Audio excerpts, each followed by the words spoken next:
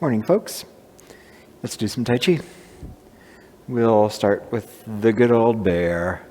Just getting yourselves warmed up, consciously present in your body and the moment, and watching the movement as it goes through the whole body.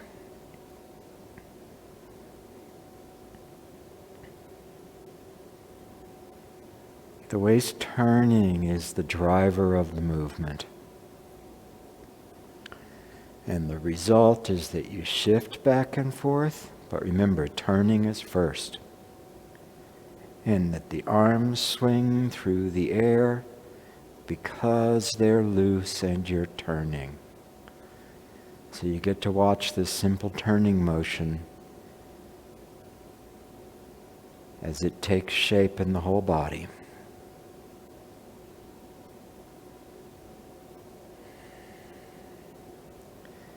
In order to turn, you need an axis to turn around. And so make sure you have that from rear crown of head down to the ground.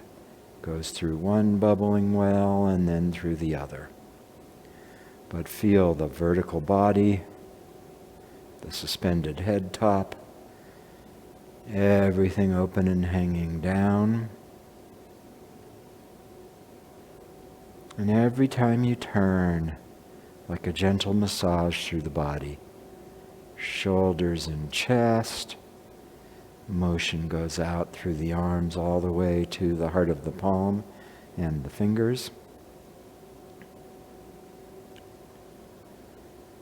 Feel the changes happening in the whole torso as you do this, without twisting, but the shifting and turning affects the torso.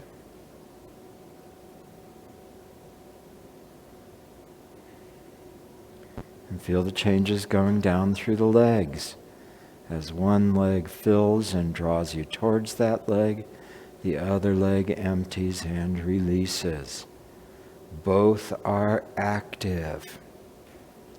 So pay attention to both the filling and drawing towards a leg and the releasing and emptying.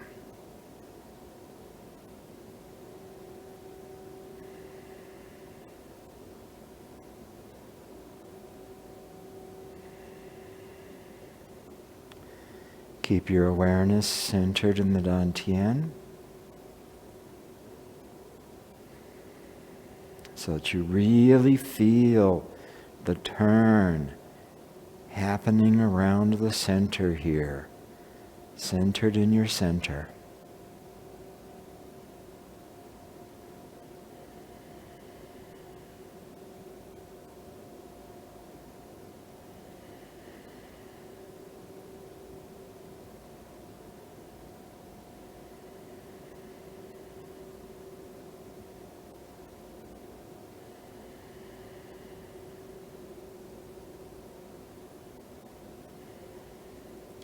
We'll do this for a little while longer. So pay attention to the quality of the motion. The head top is suspended. You've got a clear vertical axis that you can turn around.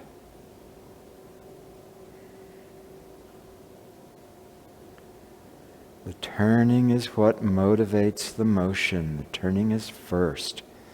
Turn, whole turn off of one leg. Change legs, whole turn off the other leg. Shifting happens after the turning as a result of it. But change the role of the legs in an instant.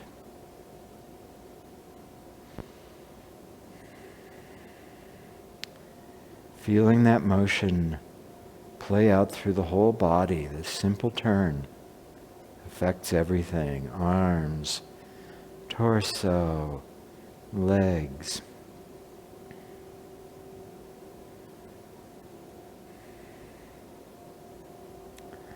Centered in your center.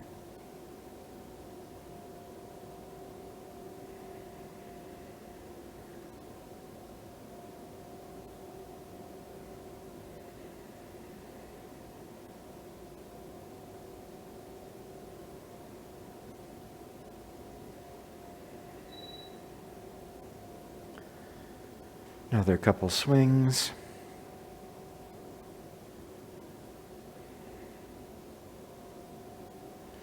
And take a break.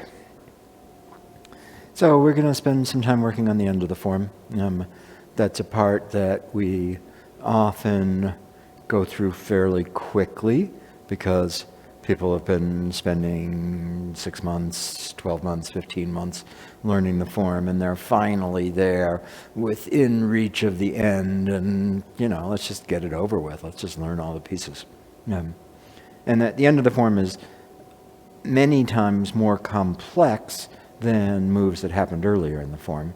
That doesn't mean that the moves that happen earlier in the form don't have the full weight of Tai Chi. It just means that by the time we get to the end, we're expected to be able to do choreographically more complex moves and bring the awareness and the devotion to principles that we had in the beginning of the form to the moves at the end. So often we go through them fairly quickly, and so it's easy to kind of miss some of that complexity. In the last class, we spent a bunch of time on the various spirals. So like coming out of four corners and spiraling down into the ground to end up in ward off left. We talked about the way that those spirals have 3 dimensions. It's not just circling, it's actually circling towards the ground and circling back out of the ground, and the importance of paying attention to that. And the thing about the end of the form is it's all circular. It's circle after circle after circle, spiral or auger after spiral or auger, all in different pieces of it. So we're going to spend some time looking at the end of the form. So I want to start by doing a weird mutant form where we start at the beginning and go up to single whip. When we get to single whip, we're going to do 4 corners through to the end.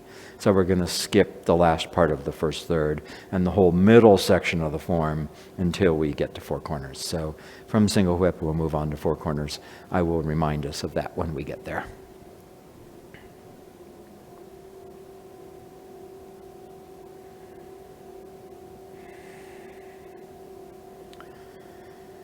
Go ahead.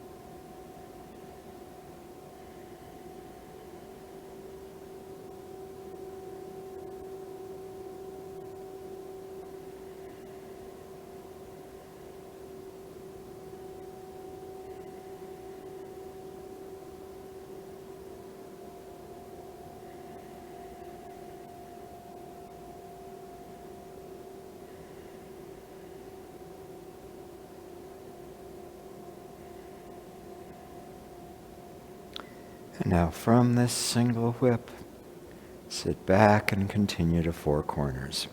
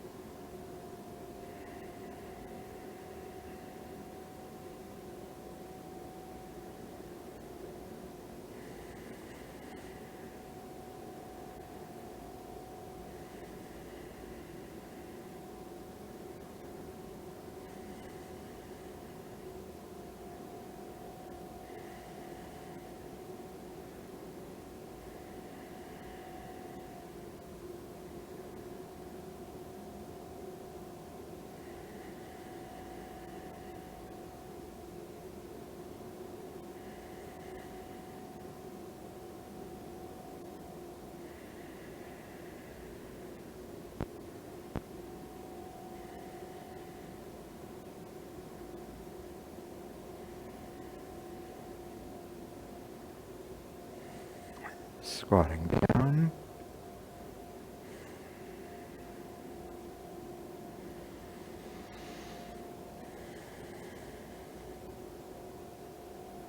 Step forward 7 stars. Continue.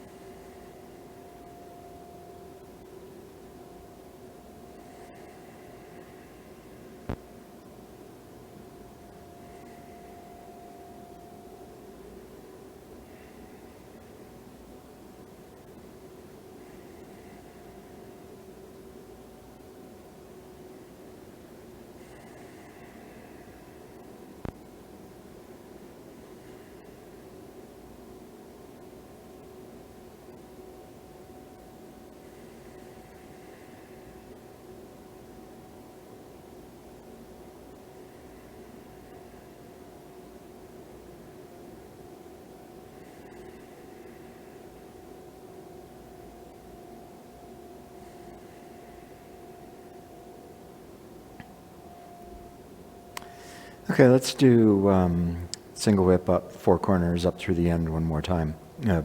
And I want you to really pay attention to all of those circles, right? Some of them are obvious when you do the big spin. That's a fairly obvious circle, right? I just turned around. Others are less obvious, and there's multiple directions that the curve can happen in.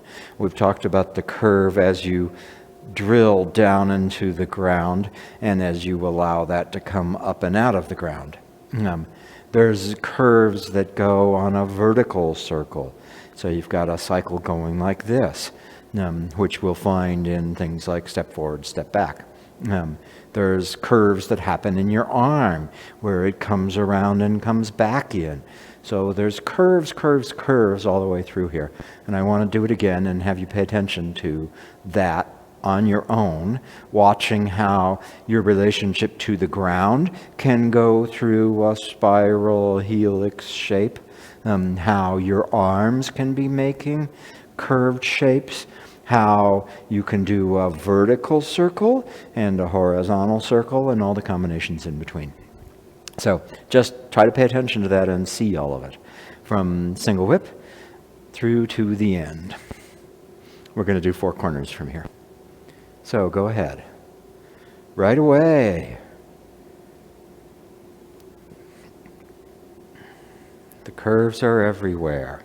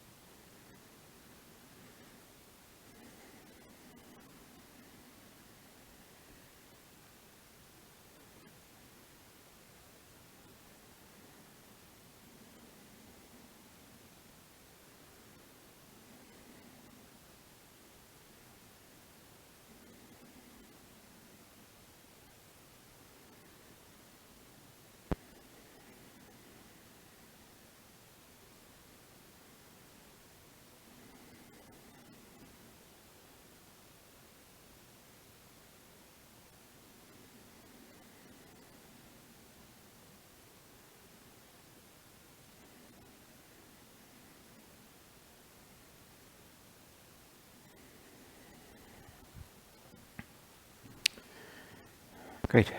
So let's start and spend a little time looking at just the two final postures for step forward, 7 stars, and step back, ride the tiger. And then we'll look at how we get into those. So, and they stick these postures here at the very end. They seem choreographically really simple. And so, of course, they're not. But it's easy to gloss over these. So take step forward, 7 stars. Start out, make sure your foot's at the corner. Other foot's in front of you, touching with the ball. The 2 hands are crossed. So when you cross the hands, make sure they, in Ben Lowe's words, cross wrist to wrist, not fist to fist. So you want to have a little bit of space in between the 2 wrists. I've got my 2 fingers of space here from the start of the wrist to the point where the other wrist crosses. And the same thing on this side, 2 fingers of space to the point where the other wrist crosses. So not the 2 fists touching, but the 2 hands crossed there. So sitting forward, crossed. And now, sit down, sit down. Make sure you're upright, not leaning side to side's less likely than forward or back. Make sure you're upright. Make sure you're really separated so that front foot can come off the ground. And sit here and relax. Feel the whole body softening. This is a fairly closed posture because of the way the arms are. So you want to really make sure that you don't let that external closing close the inside of the body. So feel lots of space inside here. Shoulders, arms, chest. Feel like there's room. The forearms should be at 45 degrees. So they're not parallel to the ground. They're not vertical. They're at 45 degrees. So really try to get that angle. You're going to want to stand up. So keep sitting down. And as you do this a little bit longer, there's a real tendency to push the 2 arms against each other. Somehow we think that if we create some force there and lean on ourselves, it'll take some of the pressure off of the leg. So keep the 2 arms just barely touching.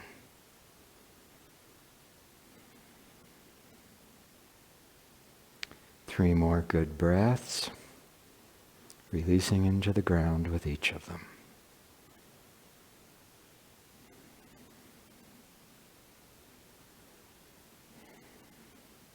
Step back, ride the tiger.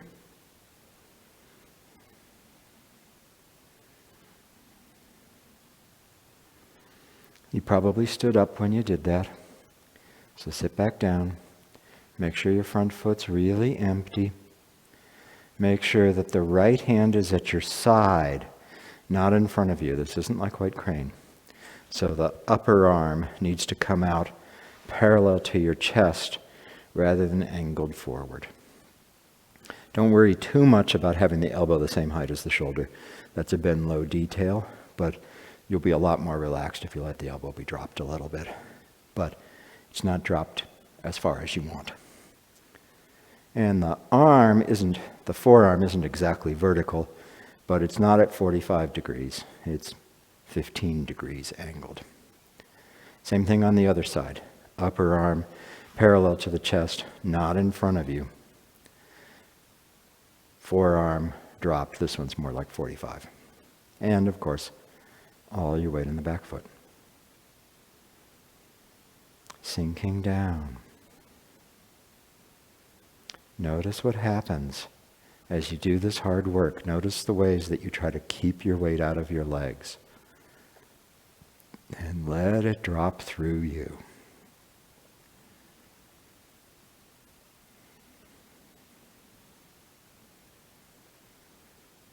Three more good breaths. Releasing down into the ground with each of them.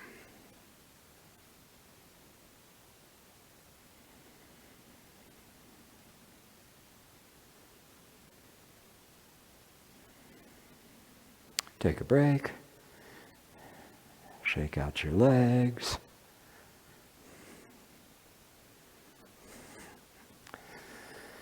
Back to it. Sit down lower than you did before.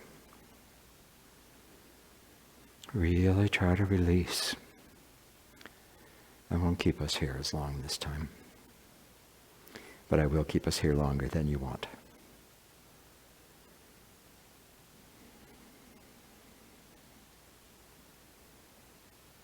When you notice yourself trying to lift yourself off the ground, let go of that and sink back into the ground.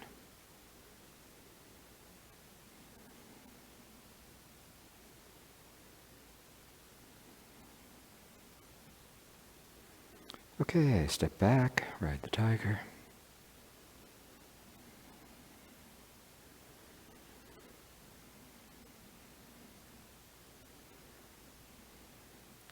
Sitting down. Hands at your side, not in front of you.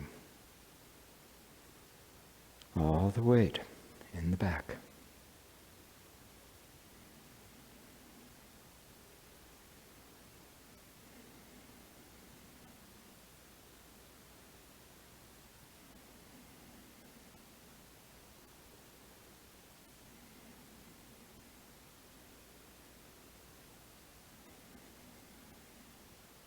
And take a break.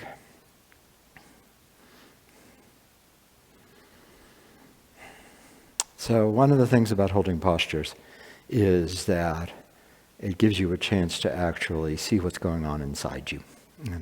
And what we do is we try to pull ourselves away from the difficult and uncomfortable work. Our teacher Bhutan used to say, pain is just an opinion. And so, standing here like this, it may be painful, but it's not really painful. That's the pain that's an opinion. It's uncomfortable. All of us have done harder things in our lives, and will do harder things again in our lives than standing here for 35 seconds, which is how long I had us stand there the last time. So any pain you're experiencing from doing that is just an opinion. It's just discomfort. You can work through it. Now, it's important to distinguish discomfort from actually injurious pain. And if your alignment is wrong, you'll have injurious pain, and you should never work through that. So in particular in the knees, if my knee is not aligned correctly and I'm letting it fall in, you can see it falling in here, I'm going to very quickly have pain in my knees.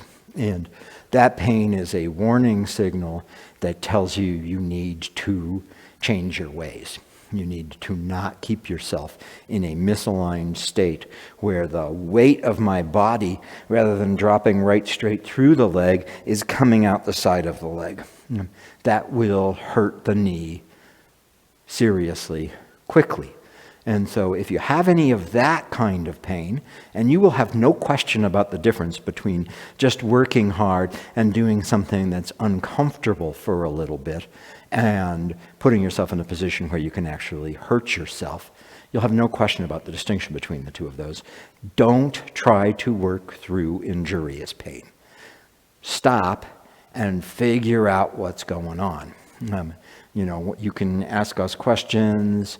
We'll be happy to take that if we were here in person with you. We would work closely with you for alignment. It's almost always joint alignment. And what's supposed to happen is the weight is supposed to drop through the joints, and on the other side of the joint, there's still body for it to go through. Versus, if I angle my knee, the weight drops down this way, and there's no leg down there. And so that means that I'm spending the connective tissue on the side of my knee to keep my leg from coming apart. It's got to be here. So the weight drops down through the body, and then there's more body below it for it to continue dropping down. So almost always the injurious pain, the sharp stabbing feeling, will happen in joints and will be a result of misalignment. If your muscles are just tired, and they're just having to work harder than they'd rather work, and they're saying, can't we lie on the couch and drink a beer and watch TV? Then, that's just an opinion. Just deal with that. And as I said, we all do harder things than this.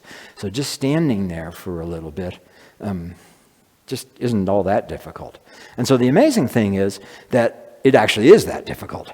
And so it gives you an opportunity to actually study what's happening inside you as you're doing this, and all of the ways that you try to take the weight off your legs without even knowing it. I don't know why this pressing against the two arms is something that we try to do to take the weight out of our legs. It doesn't make any sense, but we all do it. You stand there for a couple minutes, and pretty fast you're pushing your two hands together. And what's that about? And I don't know. Putting force someplace else lets us take it away from the leg. By focusing on the arms, we don't notice that we're standing up. I don't know what's going on there, but we do. And you'll notice the same thing happens too. You'll hold yourself up in the upper body here, rather than letting it drop down to the ground. Now, if there was a bathroom scale underneath my feet, the bathroom scale is not going to change if I do this and I lift myself up, or if I let go and I let it drop. It changes my center of gravity vertically, but it doesn't change the weight that I have. So it doesn't actually change the weight that my legs are having to deal with.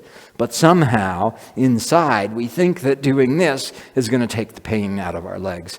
But it doesn't. So you just have a chance to keep working with that and keep letting go, letting go, letting go.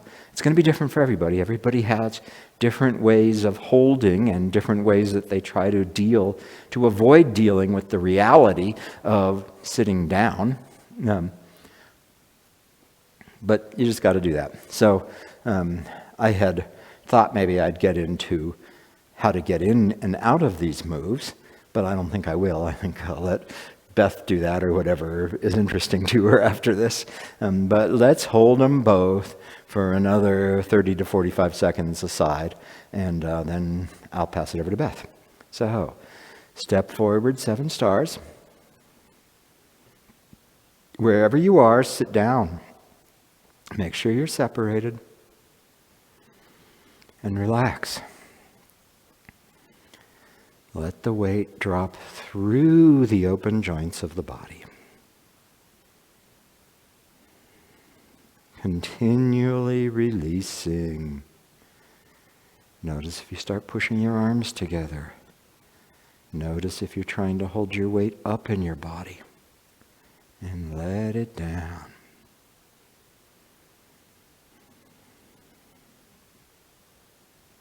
Sitting down. Okay, step back, ride the tiger.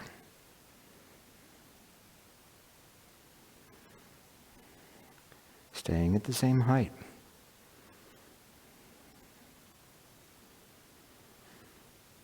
Sitting down.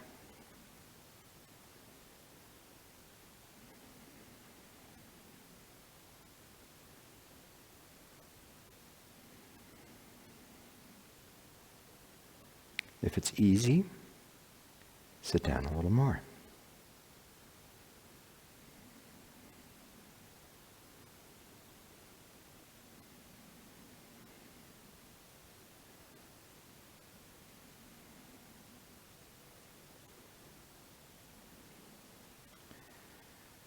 Just a few more seconds. Great, take a break. Okay, step forward, step back. And of course there's the question of how did we get ourselves in those positions?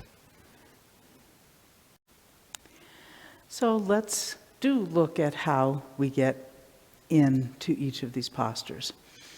So we've just done squatting down, and we come here. This is a big expansive moment, and from there we let things get small, and then they get big again and come out. So let's do that a few times. Just notice what you can notice about making that transition from squatting down to step forward 7 stars.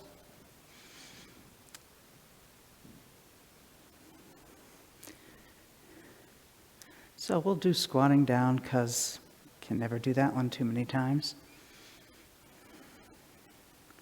And begin.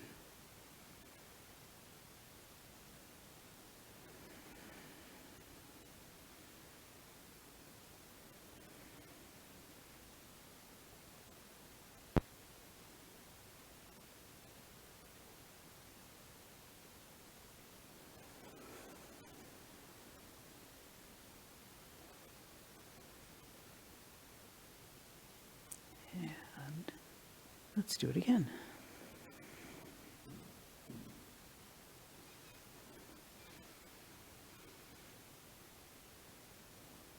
Go.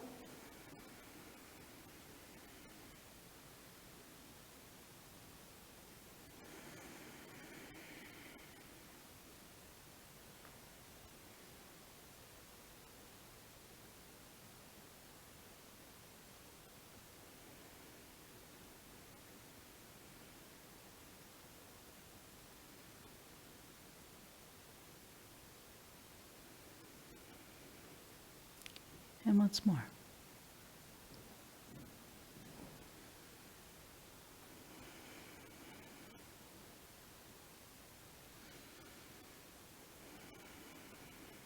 Go.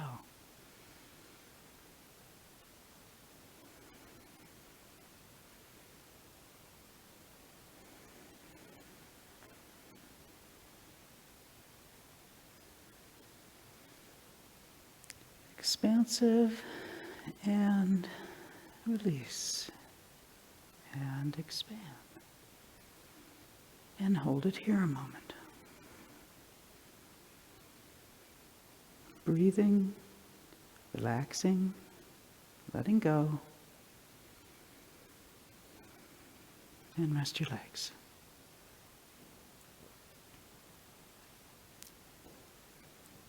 I figure since Lee had us holding that posture, we don't have to continually hold it. It's a killer place to hold, I'll acknowledge that. We might hold it again before the end, but I want to look at the movement that gets us there as well. So, you know that we go from big, then everything releases and gets small, and then it expands back out. So one thing to pay attention to is staying down when you come out of squatting down and move into step forward 7 stars. So it's so tempting to do this and kind of stand up, give your legs a little break, whatever, you've just done this really difficult move, and I can just stand here for a while. When you come out of squatting down, at this place here, you have a nice bend in your hip joint.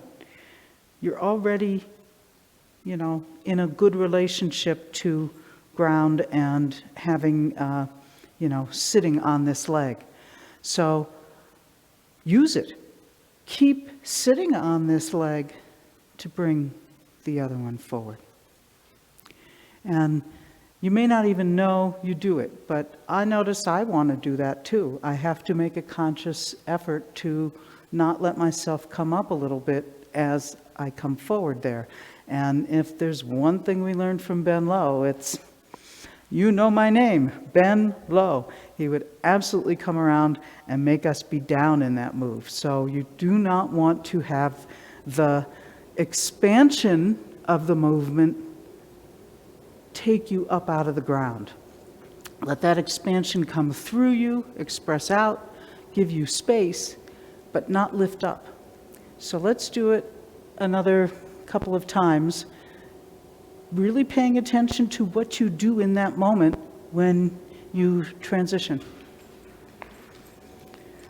So, good 70-30, single whip, and go.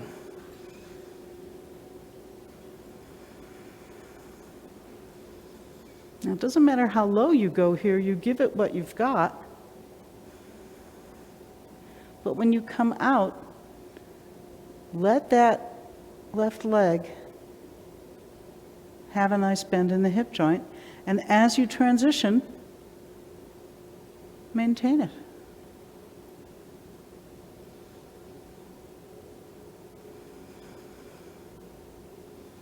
And sit here a moment and really feel what that feels like. And then rest your legs, and we'll do it again.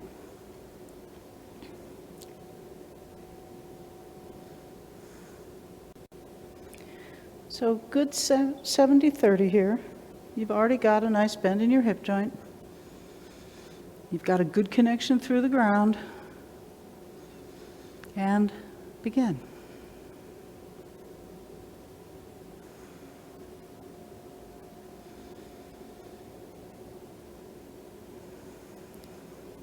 Go down, come across. When you come into your left leg, make sure that you keep that same connection as everything gets small and comes back out.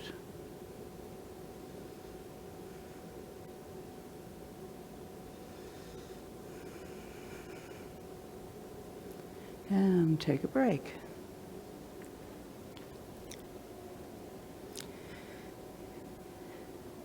So it's more demanding. Everything about these moves, they seem really simple choreographically, but they're very demanding. So you're just there for a sec, so give it your all. Really, really sit down there. So that's what's happening from the waist down. How do the arms move? Well, we talked about how there's all this roundness going on. There's always another aspect that has some element of straightness, right? Seek the straight in the heart of the curve is one of the sayings from the classics. And that's one of the things that's happening here is that when you come out of this move, everything gets small, and then all the motion is straight out. It's very linear, even as there's a real roundness to your arms. You don't want to be closed up with the elbows dropping down. There's a little bit of out going on, but the motion is very linear.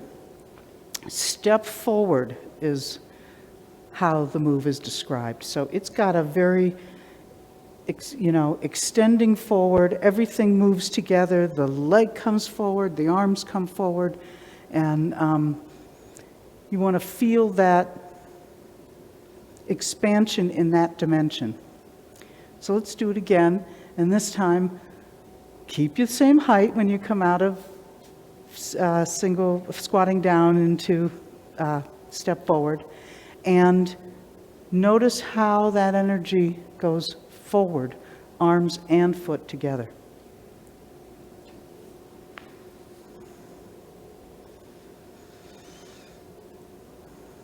Make sure you're in a good stance. And begin.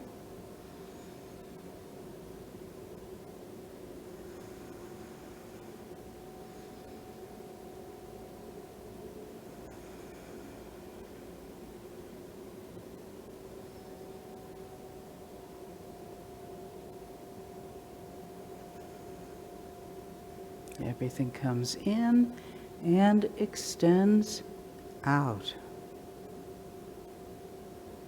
And hold it here a moment.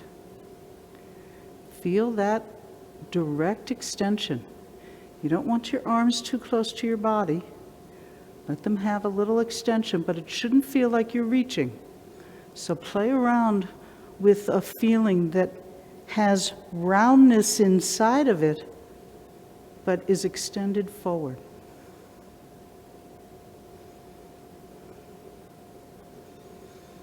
And rest your legs. Shake it out.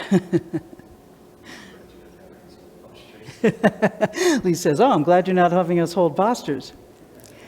That's kind of the nature of this part of the form. I'll tell you a little story to give you a chance to shake your leg out. We were at a Ben Low camp, and it was 7 days. The day it starts, you start with the first move, and he just worked his way through. Every session, we would have several sessions a day, he would just move, you'd start at the beginning and he'd come around and correct. Then the next time he'd correct the next move, but you'd start at the beginning again. And then on, day after day, and he worked his way up to the end of the form.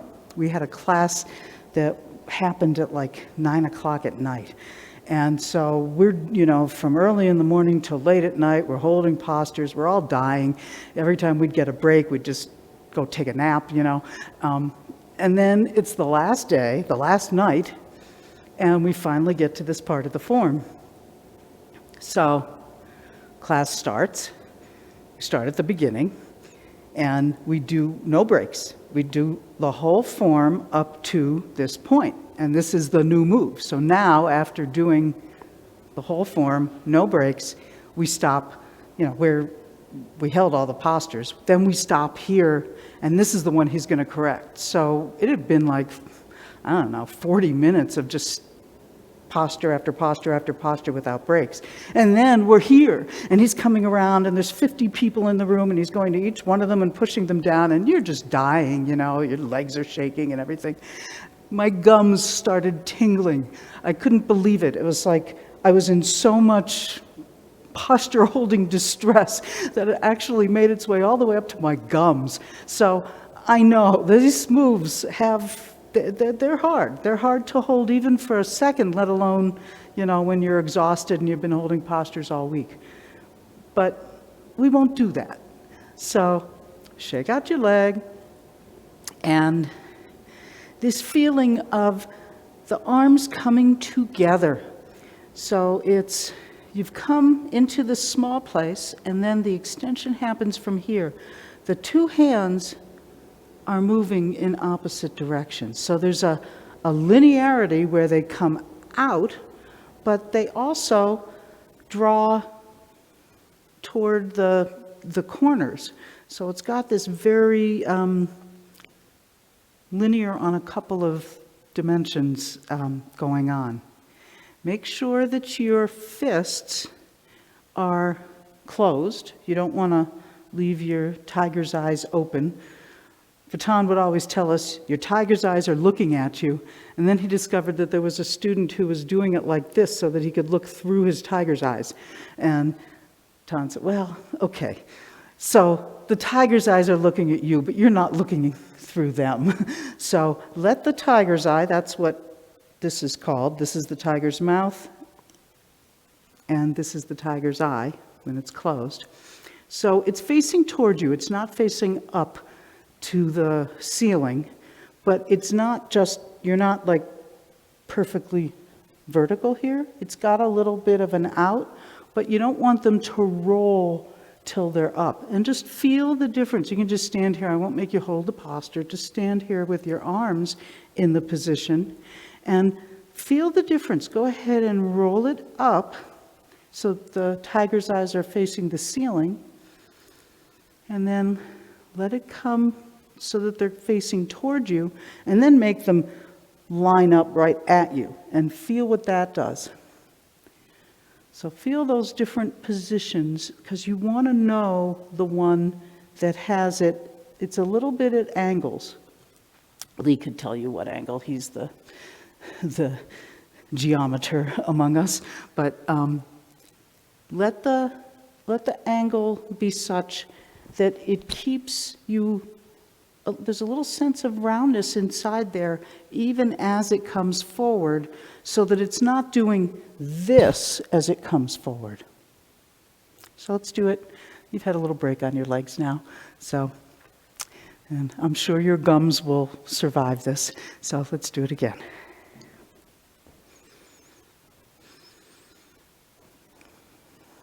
And go.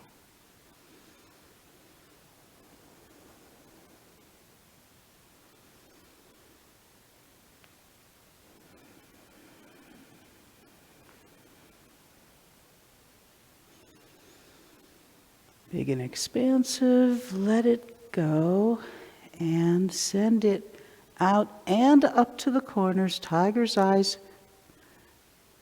facing you, not the ceiling. Relax your shoulders, relax the space in here so that it has a feeling of roundness even as the arms have come forward. And rest your leg. Okay, so then there's one other piece, and that's the foot. So the foot comes forward along with the arms. They want to arrive together. So that means you really truly want to be in your front leg here so that everything can get small and move together out. However much you sit down will determine how far out this foot goes. Make sure you don't put weight in it. Let's do it again. Yes, as Lee's demonstrating. Because, your legs are the same length that they are no matter what. But if I stand like this, this is where my leg goes. If I sit down, this is a little too close. If I sit down further, then it wants to go out a little further. So don't look for the sense of kind of keeping it too close as you, and in fact, just try this out right now. Standing on one leg and stand up high and put your foot out and then sit down. And notice if you don't move your foot as you sit down, what happens? You feel that tightness that's developing in through here. So now, as you sit down, let that leg out. And feel how it really does need to find a new distance from you when you're sitting lower. And then as you stand up, if you stand up and leave it there, it feels too far away and you start putting weight in it. So there's a direct relationship between the two. So let's do it again, and then we can move on to step back, ride the tiger.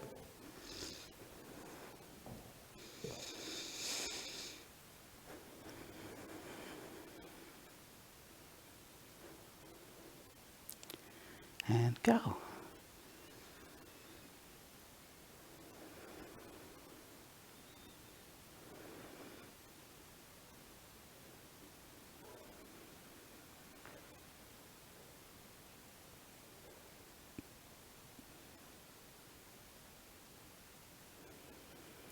Everything releases, and foot and arms move together. Sit here a moment and just feel that quality. The arm and the leg go together. Relax your shoulders, relax your chest, relax your lower back. And move on. Hands come down. They start to move back. Footsteps, shift, and step back, ride the tiger.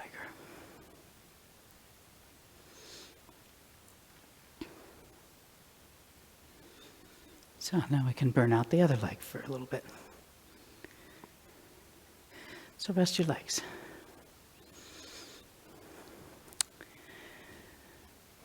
So we talked about the final posture, how you want your arm at the side, not out in front. This is distinctly different from, say, a brush knee, where your arm is out here, your elbow's down in front of your body.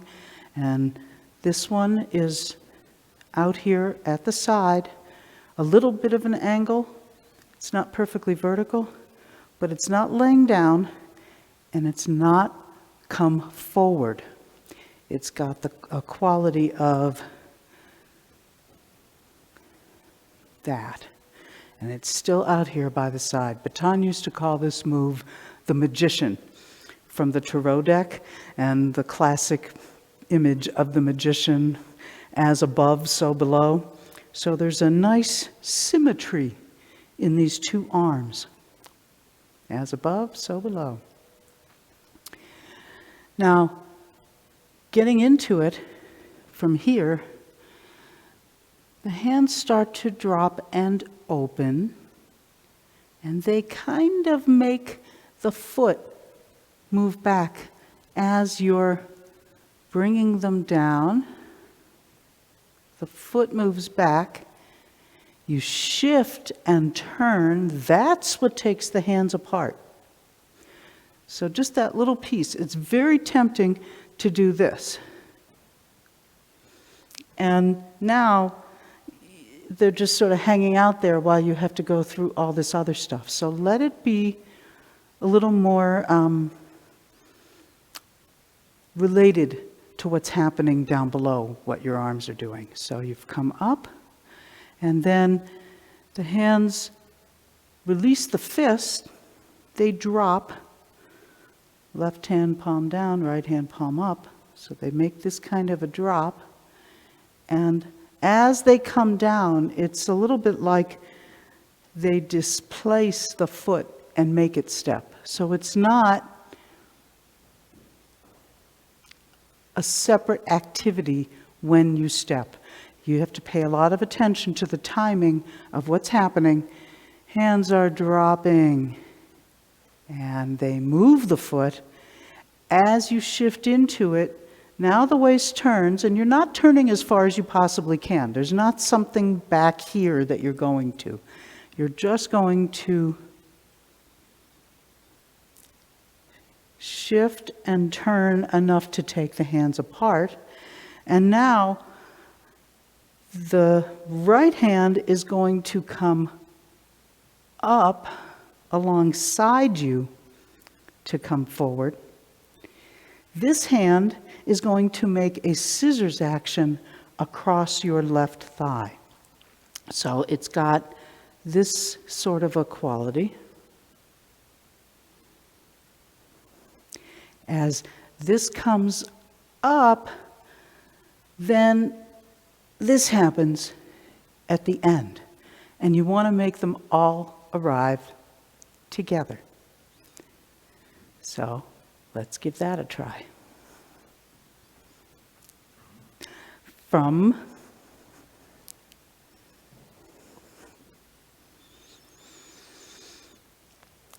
and go.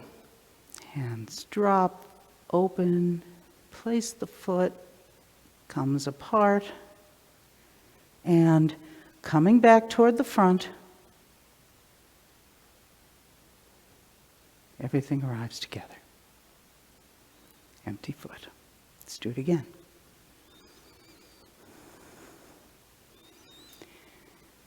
Go, hands drop, they displace your foot. You shift into it and turn, that takes the hands apart. Come back to the front.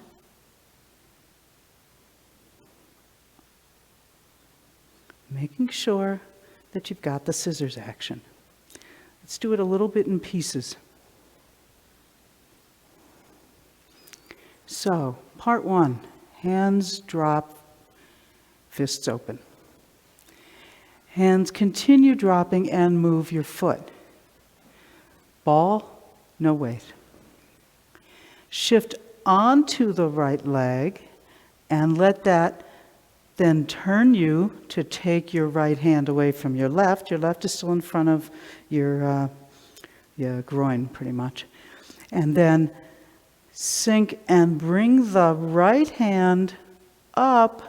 And before it finishes, you're turning back to the front, scissoring left hand and thigh across one another.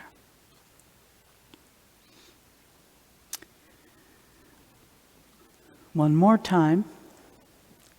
Again, stopping in all those parts. So hands begin to open and drop. They're still connected.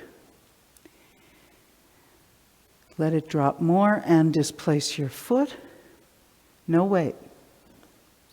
Shift onto your right foot and turn. That takes your right arm away. Sink, start to bring the right arm up and turn back to the front, left hand, left thigh. across. Rest your legs. So that scissors moment, you don't want to gloss over that. That's a really nice moment. That's how that left foot ends up back where it's out here and it's going to come in. It doesn't just step in. There's a quality of, as you turn back to the front, they cross one another. So you see there's a lot going on here, even though it looks like, nothing. So give it all those parts. The hands open and start to drop. They keep dropping and make the foot step. Foot does not step with weight in it. As you shift into it, this arm isn't really going to go anywhere. It just is with the body, and you turn, and that's what draws your hands apart. As you start coming back, you have to give into the ground and bring it back around. And as that happens, there's a moment when you come back to the front, and this happens. At the same time, you want everything to arrive together. So let's do it one more time. From here, sitting down, doing all the good stuff we've just been working on, and go.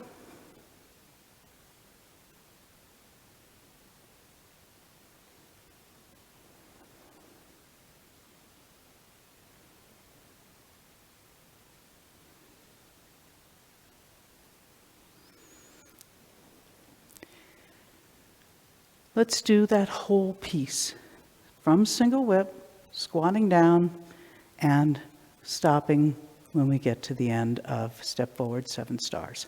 I won't talk because I want you to do it smoothly, but remember all the parts. Remember making arms and legs move together, keeping your body down. All the weight is always on one leg or the other. Having a nice feeling of the straight in the curve and all that good stuff.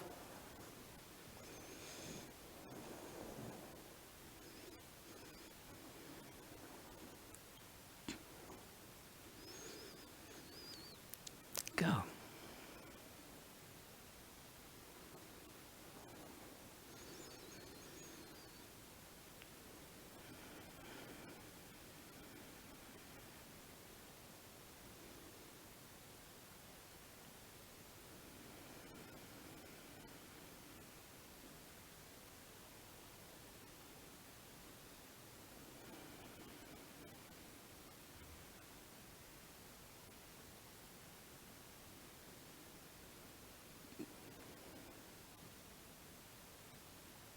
And hold it here a moment, releasing into the ground, breathing, relaxing, as above, so below. All the weight in your right leg. And 3 good breaths.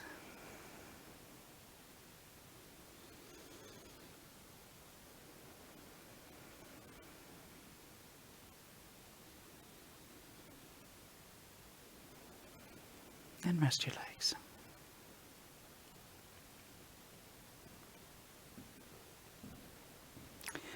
Baton used to say when we were holding postures that while you're holding postures in your head, you're thinking, let's go shopping. So I always think of that when we hold postures. I always think of, when I start wanting to, isn't he going to give us a break? I always think about Baton saying, let's go shopping. So let's go shopping.